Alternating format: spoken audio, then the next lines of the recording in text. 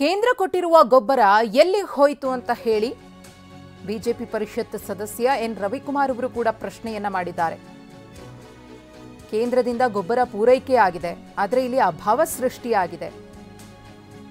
ಏನಾಗ್ತಾ ಇದೆ? ಅವಶ್ಯಕತೆ ಇರುವುದು 6.30 ಲಕ್ಷ ಮೆಟ್ರಿಕ್ ಟನ್, ಕೇಂದ್ರ 8.73 ಲಕ್ಷ ಮೆಟ್ರಿಕ್ ಟನ್ ಕೊಟ್ಟಿದೆ. ಉಳಿದಂತಹ 2.43 ಲಕ್ಷ ಮೆಟ್ರಿಕ್ ಟನ್ ಗೊಬ್ಬರ ಏನಾಯಿತು, ಯಾವ ಕಾಳಸಂತೆಗೆ ಹೋಗಿದೆ ಅಂತ ಹೇಳಿ ಬಿಜೆಪಿ ಪರಿಷತ್ ಸದಸ್ಯ ಎನ್ ರವಿಕುಮಾರ್ ಅವರು ಪ್ರಶ್ನೆಯನ್ನ ಮಾಡಿದ್ದಾರೆ. ಕರ್ನಾಟಕಕ್ಕೆ ಅವಶ್ಯಕತೆ ಇರೋದು 6,30,000 ಟನ್.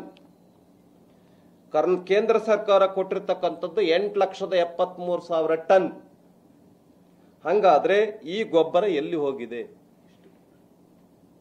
2,43,000 ಮೆಟ್ರಿಕ್ ಟನ್ ಗೊಬ್ಬರ, ರಸಗೊಬ್ಬರ ಯಾವ ಕಾಳಸಂತೆಗೆ ಹೋಗಿದೆ?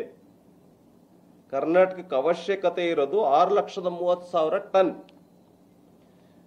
ಕೇಂದ್ರ ಸರ್ಕಾರ ಕೊಟ್ಟಿರ್ತಕ್ಕಂಥದ್ದು 8,73,000 ಟನ್. ಹಂಗಾದ್ರೆ ಈ ಗೊಬ್ಬರ ಎಲ್ಲಿ ಹೋಗಿದೆ? 2,43,000 ಮೆಟ್ರಿಕ್ ಟನ್ ಗೊಬ್ಬರ, ರಸಗೊಬ್ಬರ ಯಾವ ಕಾಳಸಂತೆಗೆ ಹೋಗಿದೆ?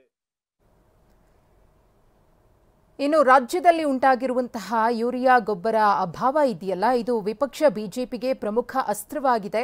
ಹಾಗಾಗಿ ಇವತ್ತು ರೈತರ ಪರವಾಗಿ ನಿಂತುಕೊಂಡು ರಾಜ್ಯದಾದ್ಯಂತ ಹೋರಾಟವನ್ನು ಮಾಡ್ತಾ ಇದ್ದಾರೆ. ರಾಜ್ಯ ಸರ್ಕಾರದ ವಿರುದ್ಧ ಆಕ್ರೋಶವನ್ನು ವ್ಯಕ್ತಪಡಿಸ್ತಾ ಇದ್ದಾರೆ.